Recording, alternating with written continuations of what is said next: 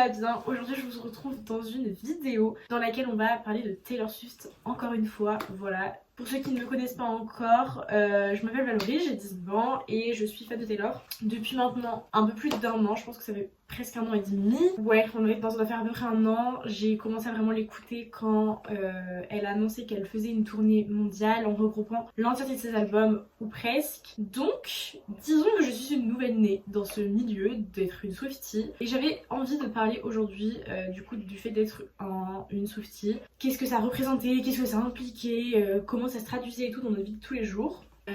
Bon, on n'est pas non plus des personnes spéciales, hein, on n'a pas une vie extravertie, extravagante, extraordinaire, mais je trouvais ça intéressant de parler de ça pour ceux qui entendent parler de la tournée en ce moment, qui ont un peu vu Taylor sur les médias parce qu'elle a été très médiatisée ces derniers mois. D'autant plus, elle bat énormément de records également aussi ces dernières années et ces derniers mois grâce à sa tournée et à sa musique. Donc je trouvais ça plutôt cultivant de vous en parler et je me suis dit que ça pouvait être un échange de bons procédés, puisque si jamais vous avez des artistes à me recommander, bien écoutez, je vous attends avec impatience dans les commentaires. On va commencer tout de suite, je ne sais pas par où prendre ce sujet. Ok, alors initialement je m'étais dit que j'allais faire une vidéo sur la miniature, vous avez pu le voir, c'est écrit Being a Swiftie, donc être une Swiftie. Et je sais pas encore comment va s'appeler cette vidéo parce que j'avoue que je suis pas certaine d'être la personne la mieux placée pour discuter de ce sujet en profondeur, étant donné que je ne connais pas toute la vie de Taylor évidemment. Non seulement parce que je ne suis pas elle, que je ne la suis pas depuis ses débuts, donc forcément qu'il y a des trucs que j'ai appris sur le tas entre guillemets au fur et à mesure ces dernières années, enfin cette dernière année, en sachant que j'ai pu tout apprendre d'un coup, puisque de toute évidence ce qu'elle avait vécu en 2008 ça n'était plus nouveau pour moi, et ce qui était passé en 2017 j'ai pu l'apprendre aussi cette année. Donc j'ai pu engranger un max d'informations en un minimum de temps comparé aux personnes qui la suivent depuis qu'elle est très jeune et qu'elle a débuté et qui ont grappillé les infos petit à petit. Donc il va probablement me manquer des bouts, je m'en excuse pour ceux qui sont encore plus fan que moi de Taylor. Voilà, je vous admire aussi parce que qu'est-ce que c'est dur de tout suivre quand même par rapport à son actu. J'ai un peu de mal à avoir toutes les infos, mais je pense que je commence à être pas trop mal calée sur le sujet, honnêtement. Donc je vais commencer par une espèce de mini biographie bien claquée au sol parce que je vois pas trop comment introduire le sujet différemment. Donc Taylor Swift est née le 13 décembre 1989. Des informations, d'ailleurs des chiffres qui vont se retrouver énormément dans la vie de Taylor, hein. Pour ceux qui ne le savent pas, donc le 13 est son chiffre préféré pour plein de raisons. D'ailleurs voici un extrait d'une vidéo sur un TV show où elle explique ce que représente le chiffre 13 pour elle. I was born on the 13th. I turned 13 on Friday the 13th. My first album went gold in 13 weeks. My first #1 song had a 13-second intro.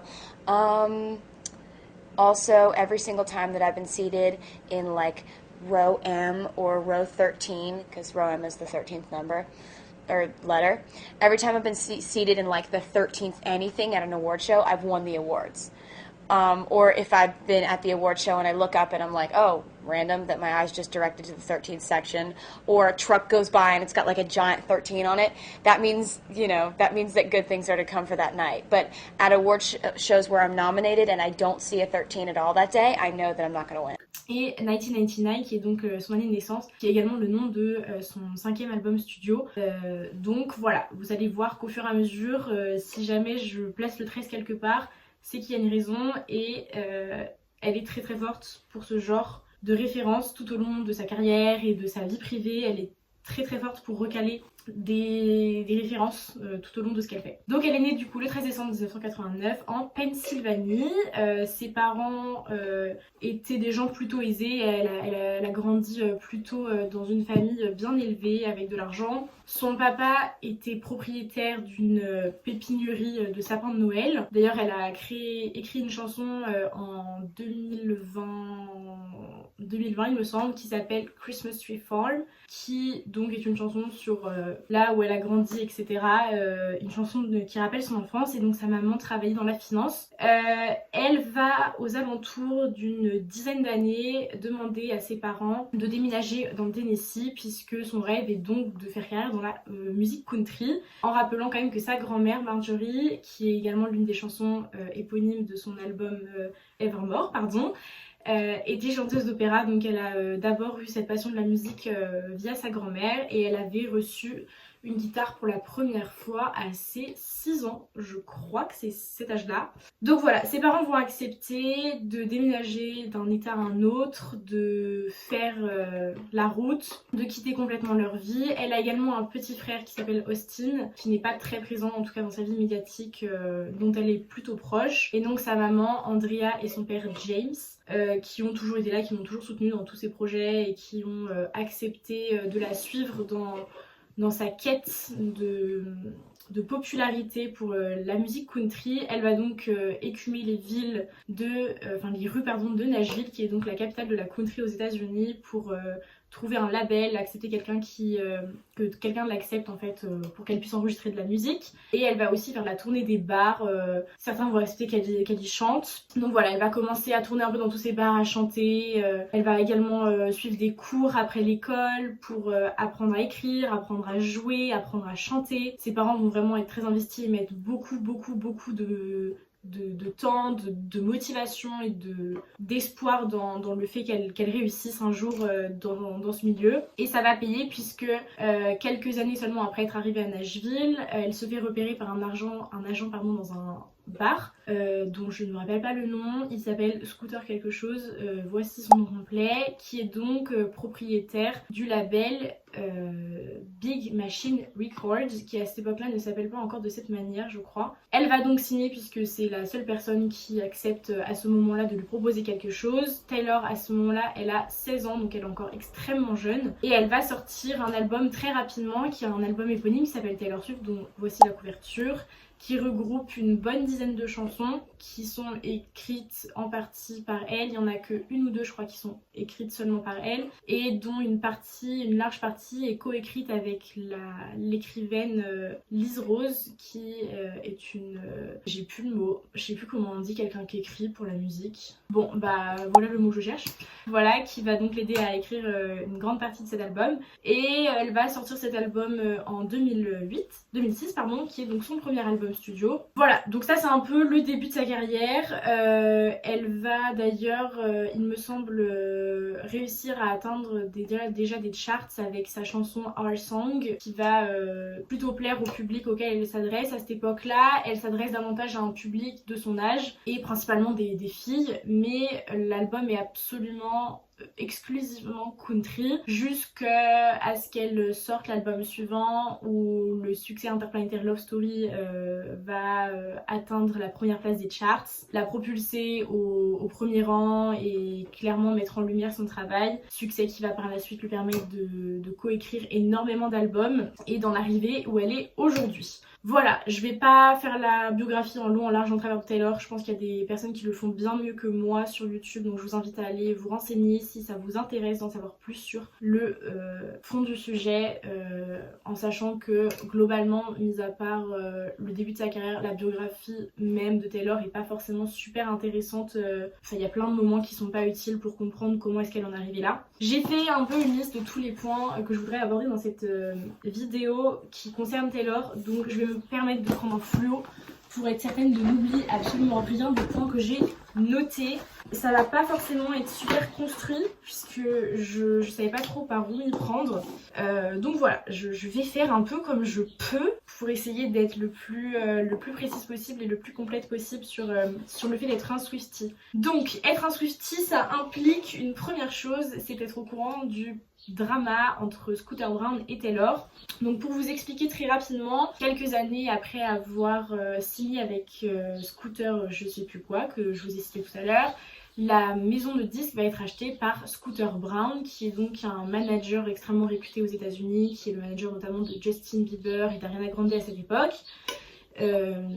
Mais à ce moment-là, Taylor Swift n'est pas au courant que le label va être revendu. Donc ça, c'était dans fin d'année 2010. Enfin, milieu d'année 2010. Et le truc, c'est que Taylor Swift, quand elle a signé son contrat avec ce label, Big Machine Records, elle n'avait absolument pas essayé de négocier son contrat. C'était le seul qu'on lui proposait, donc elle avait tout de suite accepté sans forcément lire les petites lignes. Mais ces petites lignes, malheureusement, elle aurait dû les lire, puisqu'elle était écrit noir sur blanc sur ce contrat qu'elle n'avait pas la possession de ses masters. Un master, c'est ce qui vous permet, quand vous écrivez un album et que vous sortez un album album avec une maison d'édition, avec un label, ça vous permet de récupérer une grosse partie des royalties sur votre musique, donc clairement l'argent, une grosse partie de l'argent qui est récupérée grâce à l'écoute de votre musique. Et donc ce contrat stipulait que Taylor Swift n'en était pas la propriétaire, ce qui signifiait que c'est le label qui récupérait les royalties. Donc quand vous écoutiez la musique de ces albums, ce n'est pas elle qui récupérait l'argent, mais le directeur du label, en l'occurrence Scooter quelque chose, qui donc devenait Scooter Braun puisqu'il venait de racheter le label. Et donc cette polémique a conduit Taylor à quitter Big Machine Records pour se retrouver avec Universal, qui est une filiale de la maison Sony, plus tard en 2019 donc, et son dernier album avec Big Machine Records sera donc Reputation, donc on attend impatiemment la Taylor's Version. Et donc comme vous aurez pu le comprendre, les Taylor's Version sont complètement liées à cette polémique, puisque en 2020 Taylor a annoncé qu'elle souhaitait réenregistrer l'entièreté des albums diffusés à l'époque avec son ancien label afin de récupérer les royalties, donc être propriétaire de ses masters, ce qui l'a conduite à réenregistrer l'entièreté de ses musiques sur ses anciens albums, sur ses 6 premiers albums studio, et donc à devoir rechanger la musique pour pas que ce soit exactement la même chose, et à réenregistrer complètement ses albums. Et donc à aujourd'hui, sur les 6 albums studio qu'elle avait sortis avec Big Machine Records, nous avons eu la chance de redécouvrir Speak Now, Fearless, Red et 1999 Taylor's Version. Donc voilà, pour vous donner un peu une espèce de discographie de Taylor. En 2010 elle sort donc Taylor Swift, en 2008 elle sort Fearless, puis Speak Now en 2010, Red en 2012, 1999 en 2014, Reputation en 2017, Lover en 2019, Folklore et Evermore en 2020 pardon, Midnight en fin 2022 et donc TTPD le 19 avril 2024. En excluant évidemment dans cette liste le réenregistrement et la réédition de ces albums Speak Now, Fearless, Red et 1999 qui sont sortis entre 2021 et le Eras Tour, puisque le dernier album en date c'était 1999, il est sorti en 2023. Donc voilà pour les Taylor's Version. Maintenant vous comprenez donc pourquoi Taylor a réenregistré certains de ses albums. On attend donc maintenant l'album éponyme et Reputation, qui sont donc son premier et son dernier album enregistré avec son ancien label. Il est donc gravé sur les CD qu'elle a réenregistrés, des Vault Tracks, qui sont donc des musiques qu'elle avait enregistrées à l'époque mais qu'elle n'avait pas mis sur ses albums originaux, et dont elle a publié les musiques du coup sur ses nouveaux albums. Donc vous pouvez trouver des chansons qui n'étaient pas disponibles à l'époque de la diffusion de ces albums en 2008 par exemple avec Speak Now, ou maintenant vous pouvez retrouver sur la Taylor's Version Foolish One, When Emma Falls in Love ou I Can See You, ce qui explique donc que certaines musiques étaient absolument inconnues au bataillon en 2021. Ensuite, il y a un sujet qui touche Taylor Swift particulièrement, c'est le féminisme. Elle a très souvent exprimé son opinion à propos de ce combat dans ses chansons, notamment The Man dans Lover, que je vous invite fortement à aller écouter avec les paroles, qui clairement est une ode au féminisme et défend les droits de la femme avec des phrases plutôt percutantes et véridiques.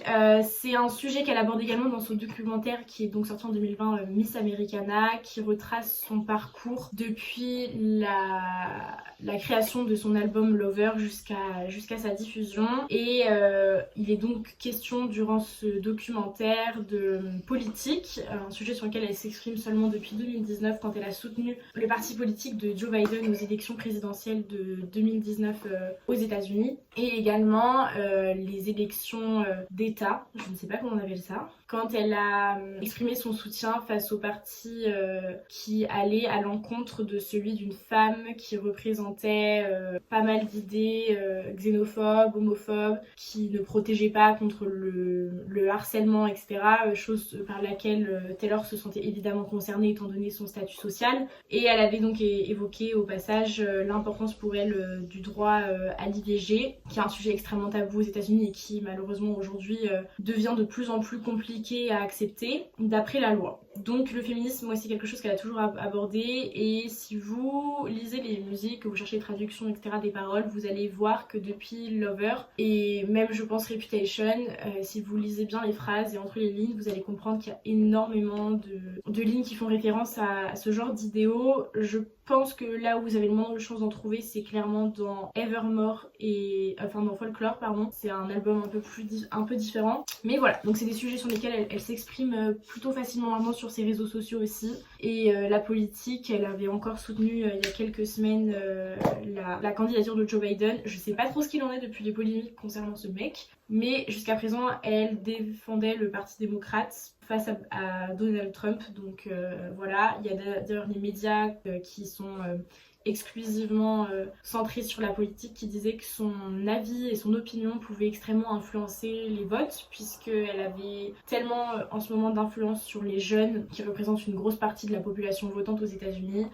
Ils avaient donc estimé que si elle s'exprimait, ça pouvait tout à fait changer la donne. Donc à voir hein, dans les semaines à suivre, sachant que les élections présidentielles sont en novembre. Je voulais donc parler aussi un peu rapidement de l'analyse des paroles de Taylor Swift, qui font toujours référence à quelque chose, et plus vous allez dans sa discographie, vous allez récemment dans sa discographie, plus vous allez vous rendre compte que ces textes sont extrêmement pertinents. Je vais pas vous en donner l'exemple là maintenant suite, parce que je pense que je vais vraiment mettre un peu de temps à trouver mes références, mais je vous assure que si vous faites un tant soit peu attention, rien qu'en écoutant, si vous parlez un peu anglais ou juste si vous cherchez les paroles en français, vous allez vous rendre compte qu'elle est très très forte pour ce genre de choses. C'est d'ailleurs l'écriture de ces textes qui fait que les Swifties sont particulièrement attachés à Taylor, parce qu'on arrive très facilement à s'identifier à ce qu'elle exprime. Je pense à ses premiers albums, en tout cas les 3 premiers, donc Taylor Swift, Fearless et Speak Now, dans lesquels elle est extrêmement expressive et qui clairement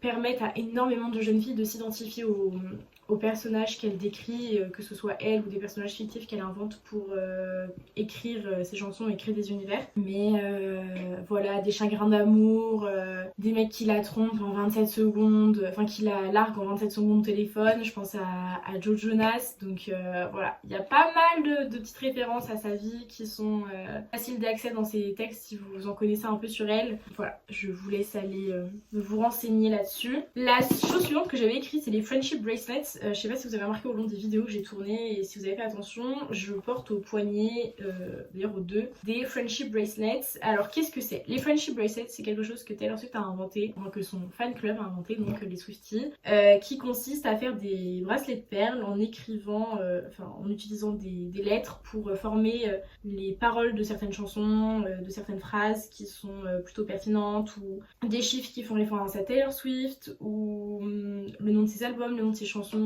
qu'on aime particulièrement. Pour ma part, j'ai des noms d'albums quasiment seulement, j'en ai perdu 2, j'ai perdu le Midnight et le Red qui se sont cassés malheureusement. Il me semble que Reputation s'est aussi cassé, donc j'ai encore Taylor Swift pour son album éponyme, Speak Now, Lover, Delicate, Long Live qui est une de mes chansons préférées, et Fearless qui est un de ses autres albums et également une chanson. Donc voilà, les Friendship Bracelets qu'on s'échange au concert de Taylor depuis bien des années maintenant, et qui font même d'ailleurs partie du merchandising de sa tournée. Donc c'est un petit business qui s'est créé. Vous pouvez vraiment facilement rencontrer des gens qui en portent maintenant, je pense.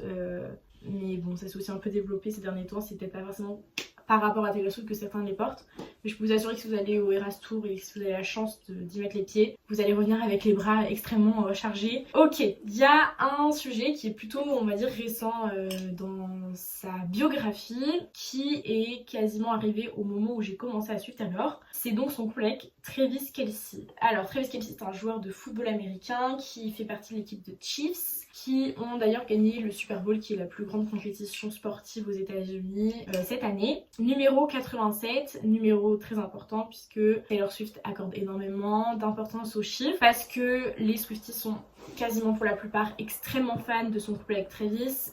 Clairement, on va pas se mytho, c'est un peu le couple goal, la pop star ultra populaire que tout le monde apprécie, qui est super bien gaulée, qui s'habille super bien, ultra féministe, etc. Le mec sportif qui est très très bon dans son domaine. Il est monté d'ailleurs sur scène à Dublin, il me semble que c'est à Dublin qu'il est monté sur scène.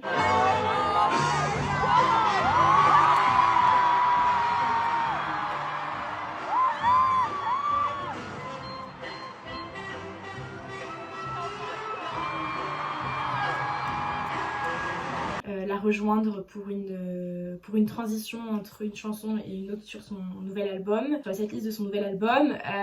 Voilà, on l'a énormément vu à ses matchs, il est venu à énormément de ses concerts.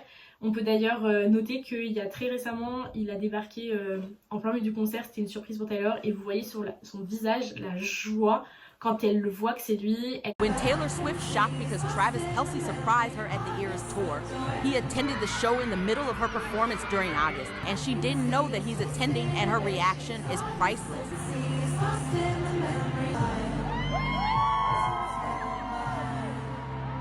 Elle fait toujours des références à Travis pendant les concerts quand il est là. On voit qu'elle regarde toujours dans sa direction. Elle fait le signe de The Archer pendant certaines musiques. Elle a d'ailleurs sur son album, sur son dernier album, on suppose que 3 de ses chansons sont dédiées à Travis, qui sont donc So High School, qui d'ailleurs pour moi n'est même plus une théorie, c'est vraiment affirmatif puisqu'elle l'a vraiment exprimé quand elle le chante, elle fait le geste destiné à Travis. The Alchemy, qui pour moi pareil n'est plus du tout une théorie non plus, tellement quand elle l'a fait en surprise song, ça se voyait qu'il y avait que de l'amour dans ses yeux quand elle regardait Travis. Et The Prophecy, qui est un peu plus implicite pour le coup, pourrait peut-être s'apparenter à une autre relation, mais connaissant Taylor, voilà, je pense qu'on est capable de dire qu'il s'agit de Travis.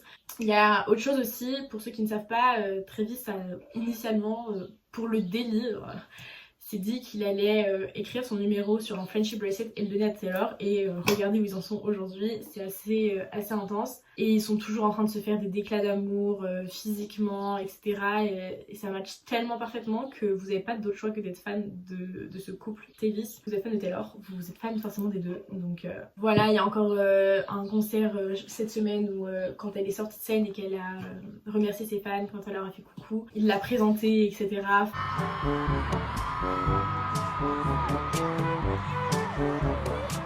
Enfin, vraiment, c'est trop mignon, c'est vraiment une rom-com IRL. Et ça va bientôt faire un an, d'ailleurs, il me semble qu'ils sont ensemble.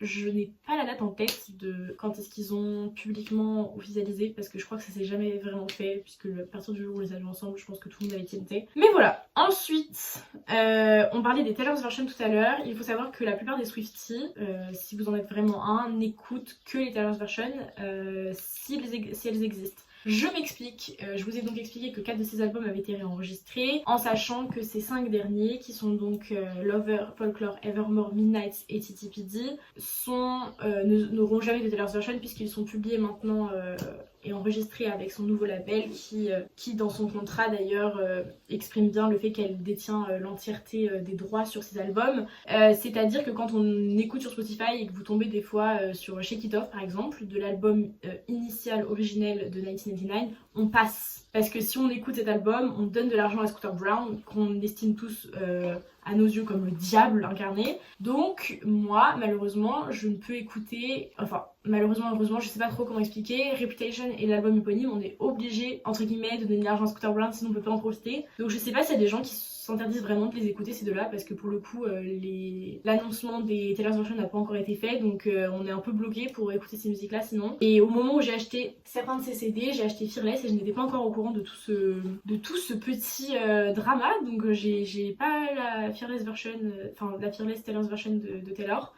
Si jamais quelqu'un veut la racheter, c'est avec plaisir, parce que j'aimerais bien avoir la Taylor's Version pour le coup. Il y a des Volt Tracks que j'aime bien sur cet album. Donc voilà, je suis en train de me rendre compte que cette vidéo va durer 46 heures. Ça va être très très chiant pour vous. Un autre drama auquel vous devez être, par lequel vous devez être au courant, il s'agit de Kenny et Kim. En 2009, quand Taylor reçoit pour la première fois un prix pour le meilleur clip vidéo de l'année, elle reçoit donc un VMAs, il me semble. Et pendant qu'elle fait son discours, à ce moment-là, elle n'a que 18 ans. Kanye monte sur scène et déclare, d'après lui, que Beyoncé aurait dû recevoir ce prix. Voici l'extrait. Si vous ne l'avez pas encore vu, honte à vous. Taylor, I'm really happy for you. I'm gonna let you finish. But Beyoncé had one of the best videos of all time. One of the best videos of all time.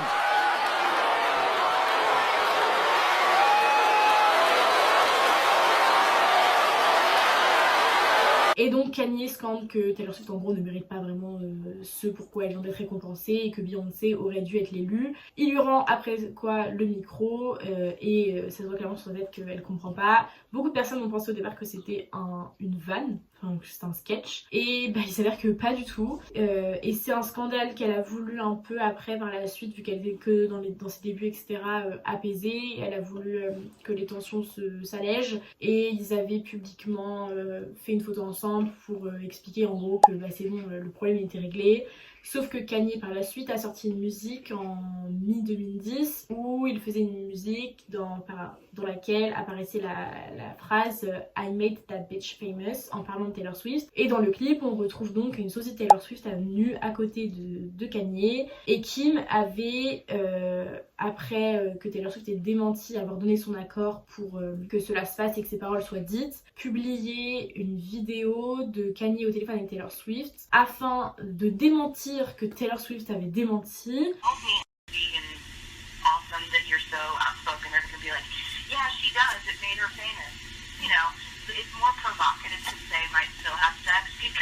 Et en fait il s'agissait d'un montage dans lequel on entendait que Taylor acceptait que ces phrases soient dites et que ça la concerne elle et que tout le monde le sache, chose qu'elle n'avait absolument pas acceptée bien évidemment, vous connaissez la dame. Et donc par la suite elle n'a du coup jamais repardonné à Kanye et Kim. Elle a donc d'ailleurs dans son album Reputation fait des références à cette polémique, notamment dans This is why we can't have nice things, où elle dit que forgiveness is a nice thing to do. Et dans son dernier album, il y a une chanson qui s'appelle Thank You Amy, qui est écrite avec des majuscules pour certaines lettres qui forment le mot Kim, puisque clairement maintenant elle en veut également à cette femme, ce qui n'est absolument pas étonnant. Donc voilà, elle a donc fait la chose qu'elle est le plus forte, dans laquelle elle est le plus forte, c'est-à-dire écrire une chanson pour faire aux gens fermer leur bouche. Et ça fonctionne quite good, quite well. Il y a pas mal aussi de mèmes et de références que Taylor Swift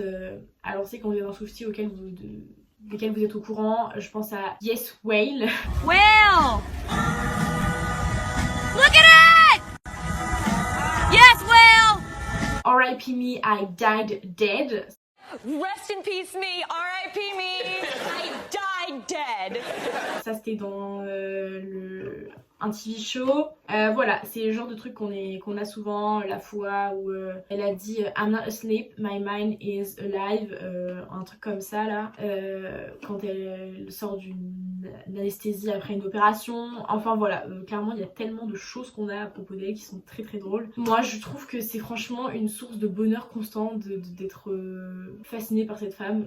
Je veux dire, vous pouvez passer par toutes les émotions en écoutant sa discographie et tellement plein d'admiration aussi pour ce qu'elle a effectué, tous les combats contre lesquels elle se bat. Je trouve ça assez fascinant. Il y a pas mal de choses à apprendre même quand c'est pas forcément une artiste que vous écoutez musicalement parlant. Ensuite, on peut parler un peu du Eras Tour. Eras Tour qui au passage est la tournée de tous les records d'un point de vue économique, touristique, tout ce que vous voulez, ça bat tous les records. Voici un post Insta qui regroupe tous les records battus par Taylor Swift ces derniers temps. Et donc il y a quelque chose en ce moment, étant donné que les fans sont absolument obsédés par l'annoncement de la Taylor's version de Reputation, qui est quasiment le sujet principal en ce moment des Swifties. Il y a énormément de théories qui sont faites par rapport à la façon dont elle s'habille, par rapport à la façon dont elle agit, par rapport aux easter eggs qu'elle place un peu partout. Les easter eggs qui sont très importants dans la carrière de Taylor Swift dont je vous parlais tout à l'heure. Elle a d'ailleurs une fois exprimé le fait que personne ne trouverait jamais tous les easter eggs qu'elle avait placés dans un de ses clips qui est Look What You Made Me Do. It's like thousands of easter eggs. There are some that people still haven't found. It will be decades before people find them all. Qui est très populaire, je vous invite d'ailleurs à aller le regarder, il est très très joliment réalisé. Et donc par rapport à la façon dont elle s'habille pendant le Eras Tour à certains moments, il y a des moments où on se dit ah mais si ça veut dire que c'est un lien avec ça, donc parce que c'est un lien avec ça, c'est un lien avec ça, et blablabla. Et mais regardez quand on retourne le logo de Titi Pizzi, ça fait Kale, et Kale en gaélique, en fait ça veut dire Reputation ou je sais plus quoi. Enfin vraiment vous devriez juste aller taper Reputation, Taylor's version sur Instagram, tout ce que vous allez trouver comme théorie. Il y en a qui tiennent très très bien, d'autres qui sont un peu plus bancales, qui voilà, mais il y en a qui honnêtement sont des prédictions plutôt pertinentes je trouve, et Bah figurez-vous que je pense que vraiment ça fait 7 mois qu'on est en 2024. Je pense que facilement tous les 2 jours il y a quelqu'un qui a une théorie qui est nouvelle. Il y en a une qui est pas trop mal en ce moment qui tourne, c'est le fait que ça sortirait le jour de la date anniversaire de l'album, donc en novembre. Écoutez, on verra en décembre pardon, donc on verra bien. Il me semble que c'est le 27 décembre que Reputation est sorti. Donc à voir, mais c'est un truc auquel on est extrêmement attentif, tous les détails, alors moi moins que certains probablement, mais tous les détails durant ces concerts, ces photos, ces bios, c'est tout, les descriptions de ses posts sur Instagram, on fait attention à tout est scruté à la loupe parce qu'elle sait pertinemment que les gens ont développé ce truc avec elle, donc elle en joue. Du coup je vous ai clairement déjà parlé de Reputation Taylor's Version, on va pas revenir là-dessus. Il y a un truc aussi que les Swifties partagent, c'est les misheard lyrics, c'est-à-dire qu'il y a des paroles des fois qu'on a mal comprises, mais on n'est pas les seuls en fait, on est vraiment 300 dans la foule à pas avoir compris certains trucs. Il y a d'ailleurs je pense à Cruel Summer en particulier, quand elle dit He looks up grinning like the devil. Beaucoup de gens, moi y compris, ont départ cru en l'écoutant pour la première fois sans les paroles. He looks up pretty like the devil. Voilà, je pense à celle-ci, il y en avait une autre que j'avais en tête que j'ai perdu, mais bon c'est pas très grave, c'est pas le plus important.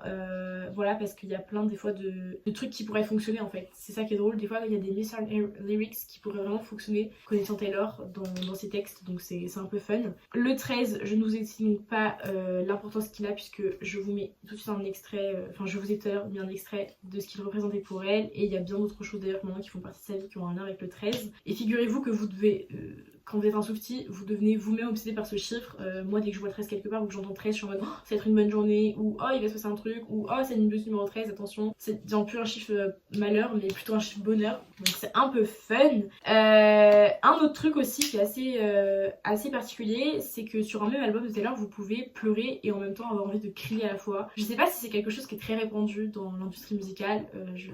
J'avoue que j'ai pas trop d'idées là maintenant, tout ce qui me viennent à l'idée, en tête, donc je suppose que ça doit pas être si courant que ça. Je pense notamment à Folklore et à 1999 qui sont pour moi les 2 représentations les plus folles de ces musiques, de cet exemple. On peut retrouver sur un même album Illicit Affairs sur lequel vous avez envie de pleurer en même temps crier sur la même chanson, c'est déjà assez fou. Et en même temps vous avez My Tears Ricochet qui a envie de vous faire vraiment pleurer à mort, et August qui est une hymne à l'été, donc je trouve ça trop fun. Et sur 1999 vous avez vraiment des problèmes d'addiction à l'alcool, à propos desquels Taylor s'est déjà exprimé, qui donc sont représentés par la chanson Clean, et en même temps vous avez Shake It Off qui en gros juste est une hymne à let's go, faire la fête tout le temps et tout, on s'en fout de tout et de tout ce que l'on dit. Donc je trouve ça assez particulier, je sais pas trop si ça se fait énormément sur les albums en général, mais voilà, j'avais envie de le mentionner. Ce qui me fait penser au fait que sur ces albums il y a un truc qui est assez récurrent, la 5e track, donc la 5e musique de chaque album, a pour réputation d'être la musique dans laquelle elle se livre le plus, qui est la plus vulnérable. Je trouve que ça s'applique pas forcément à tous les albums personnellement, parce que par exemple on prend l'exemple de 1989, donc 1989, pour moi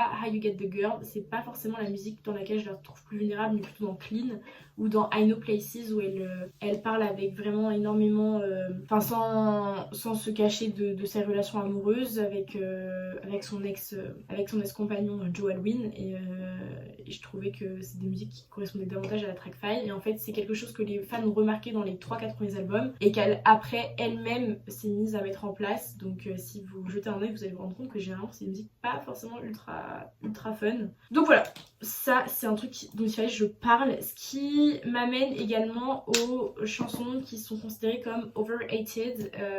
Voilà, Taylor Swift l'a dit elle-même, je vous mets l'extrait, que ce n'est pas parce que c'est populaire que c'est nul, et la preuve en est que Shake It Off, et quand vous connaissez les paroles et que vous les comprenez plutôt oui fun initialement, mais quand vous écoutez les paroles c'est assez fou. I Can Do It With A Broken Heart, pas forcément dans ce cas là, mais plutôt dans le cas de tu peux faire une musique fun en racontant des trucs super tristes, puisque quand même le titre de la chanson c'est je peux le faire avec le cœur brisé, et pourtant la musique, la vibe, tout est super enjoué quand elle le fait, et quand vous cherchez dans les paroles vous vous rendez compte que c'est grave la D. Et puis Blank Space qui est un titre iconique, Love Story également. Alors moi Love Story je peux plus l'entendre en ce moment parce que Spotify me la propose trop, mais c'est pas pour autant que c'est nul, c'est pas parce que c'est connu que c'est nul vraiment. Enfin, justement, s'il y a 1,3 milliard de vues, c'est peut-être qu'il y a une raison et il faudrait peut-être accepter d'aimer les musiques populaires. Ça n'a jamais été une honte pour Taylor Swift, tout du moins, et elle conseille vivement aux gens de suivre cette idée. Nous arrivons ensuite dans un truc que j'apprécie pas trop du fandom et malheureusement de Taylor. Il n'y en a pas beaucoup des choses que j'apprécie pas dans ce qu'elle fait, dans sa carrière, mais c'en est une. Depuis qu'elle a mis en place de réenregistrement de ses albums, il y a un truc qui existe, c'est l'édition multipliée de ces réenregistrements. Voici la collection entière de ces CD et comme vous pouvez le remarquer, plusieurs de ces albums depuis qu'ils ont été enregistrés existent sous différentes formes. Ça a commencé avec Midnight qui a été disponible en 5 versions originales, enfin 4 versions originales il me semble, donc 4 couleurs différentes avec les mêmes chansons. Puis il y a eu la The 3am Edition où il y avait quelques musiques de plus. Après il y a eu la Till Dawn Edition sur laquelle il y avait encore d'autres musiques et vous vous retrouvez donc avec un album que vous êtes obligé d'avoir au moins en double pour avoir l'entièreté des musiques. Il n'y a pas, il me semble, une seule édition où toutes les musiques sont présentes. Et donc dans chacun de ces albums, si vous achetez par exemple les 4 couleurs de Midnight, donc il y a la verte, la bleue et les autres je ne me rappelle pas, vous avez un poster dans chacune de ces éditions et si vous avez les 4 posters, vous pouvez faire une grande horloge et donc il fait référence à son album, enfin au titre de son album, mais ça oblige donc les gens à acheter plusieurs albums et par exemple avec son dernier album Titi Pidi, elle a mis en place une vente en édition limitée de plusieurs éditions de son album sur laquelle se trouvait une bonus track différente. Moi j'ai la bonus track Manuscript, mais il y en a qui m'ont dit Albatross ou The Black Dog, qui sont des musiques venant de The Anthology, si je dis pas de bêtises, mais c'est possible que j'en dise.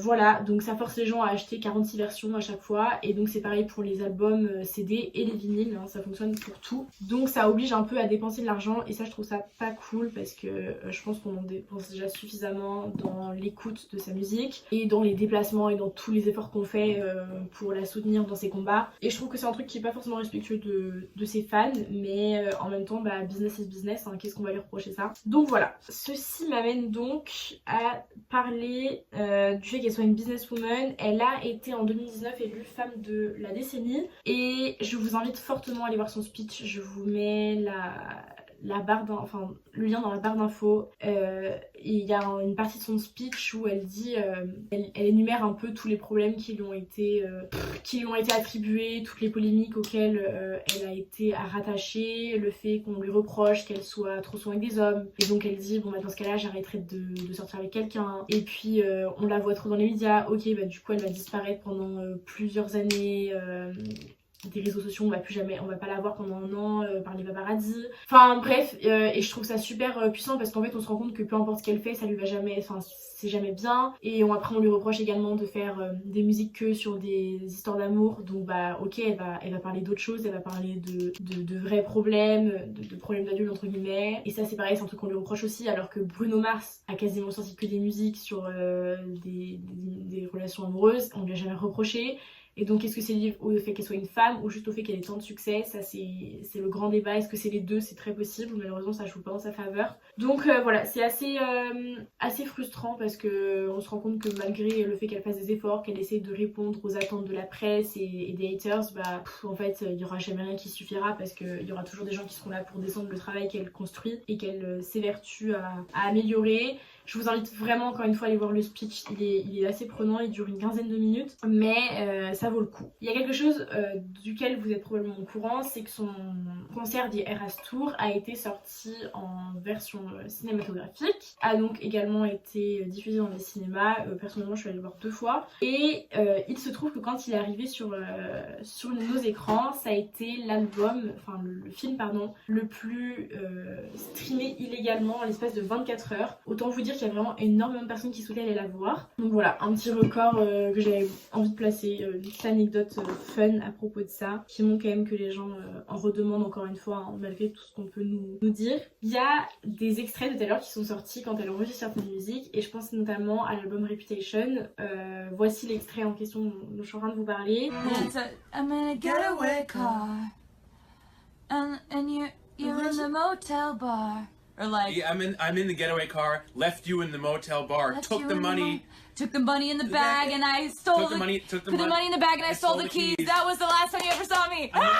Un moment où elle est avec Jack Antonoff, qui est un de ses producteurs principaux, où elle crée la chanson, le bridge de la chanson Getaway Car, et ils sont là tous les deux en train de chercher. Donc automatiquement quand on entend la chanson, et bah quand vous êtes au courant, quand vous êtes un Swiftie, et même quand des fois vous n'en êtes pas un et que vous avez entendu cette chanson et que vous avez vu l'extrait, ce qui est tout à fait possible, et bah en fait vous pensez à ce moment là et vous vous dites putain, vous refaites le schéma en fait de l'extrait dans votre tête en vous prenant au jeu de faire comme si vous connaissiez pas les paroles et de les chercher, et je trouve ça trop fun. Et il y a également quelque chose dans Endgame quand elle est avec Ed Sheeran et que Ed Sheeran a la line After the storm, something was born on the 4th of July. Oh, after the storm, something was born on the 4th of July. Il y a un extrait qui tourne qui a été viral pendant quelques semaines de Ed Sheeran et Taylor Swift qui discutent de ce passage, et Taylor utilise un accent un peu écossais pour, enfin elle essaye de retrouver l'accent de Ed Sheeran en overreactingant un peu ce truc, et elle est là en mode After the storm, something was born on the 4th of July. Et bah quand vous êtes au courant de ça, vous entendez que ça quand vous entendez la musique et vous entendez pas vraiment ce qui est en train d'être chanté, mais plutôt Taylor Swift qui se fout de la gueule de son pote, et je trouve ça super drôle. Donc je crois que j'avais déjà parlé de cet extrait dans une des vidéos. Et puis il y a un truc aussi, alors moi je suis pas anglophone donc c'est pas forcément le genre de truc qui me vient en tête immédiatement, mais il y a une chanson par exemple Anti-Hero dans laquelle elle dit It's me, hi, I'm the problem, it's me. Et il y a des gens qui font des TikTok et des réels en faisant un espèce de contexte de quelqu'un qui rentre dans une pièce qui dit It's me, et la personne en face lui répond hi, et là vous avez le Swiftie à côté qui répond I'm the problem, it's me. Parce qu'il y a plein de chansons en fait, dans certaines circonstances vous avez l'impression d'entendre les paroles de Taylor Swift, et c'est assez fun. Et personnellement j'ai toujours, il y a pas mal de mash-up de sons qui sont faits pour des réels etc sur 15-20 secondes qui regroupent pas mal de ces chansons que j'ai d'ailleurs utilisé pour mon récap 2023, et je les ai toujours en tête quoi, genre vraiment en continu, donc je trouve ça trop drôle. Voilà, et puis on va finir par un point extrêmement important de la discographie de Taylor et de sa carrière, c'est les bridges qui sont donc le dernier couplet entre l'avant-dernier et le dernier refrain dans une musique, pour lesquels clairement elle est douée, c'est d'ailleurs peu de le dire, c'est une virtuose de ça, elle maîtrise ça à la perfection, et ces bridges sont absolument insane. Je peux pas vous les citer comme ça parce que enfin si je vous les donne en anglais vous allez pas forcément comprendre pour ceux qui parlent pas la langue, mais je pense au bridge de Cruel Summer qui est devenu absolument viral, enfin je veux dire même ma cousine elle le chante, elle comprend pas ce qu'elle chante, mais Out of the Woods aussi qui est extrêmement connu, Blank Space qui est un peu différent des autres bridges qu'elle a pu faire mais qui est tout aussi brutal, c'est quelque chose qu'elle maîtrise extrêmement bien, et Long Live qui est un peu plus sad, un peu plus nostalgique, qui est une chanson d'ailleurs dédiée à ses fans, hein, moi qui me fait pleurer quand je la vois sur le Eras Tour à chaque fois, enfin c'est un truc de ouf, qu'elle me prend au trip, et Champagne Problem pour moi qui est vraiment une de ses meilleures chansons qu'elle ait jamais écrite, et So Long London, enfin vraiment j'ai l'impression que chaque chanson est parfaite juste grâce au bridge, et So Long London, Champagne Problem et Cruel Summer pour moi sont les plus pertinentes là de ce qui me vient en tête. Je me trompe peut-être, après il y en a probablement de toute façon il y a toujours une qui dépasse l'autre, vraiment quand vous avez écouté une musique tout à l'heure vous aimez, et après vous entendez d'autres, vous dites ah mais en fait j'aime plus, puis vous réécoutez celle d'avant, vous dites non mais en fait celle-là j'aime plus, il y a toujours une raison d'en préférer une à une autre, donc voilà. Et bien écoutez, je pense que je vais m'arrêter là pour aujourd'hui parce que ça fait quand même pas mal de blabla, ça fait quand même une bonne vidéo là. Dites-moi ce que vous avez pensé de cette vidéo en commentaire, j'attends avec impatience vos retours, et puis n'hésitez pas à mentionner des choses que j'aurais oubliées ou à poser des questions.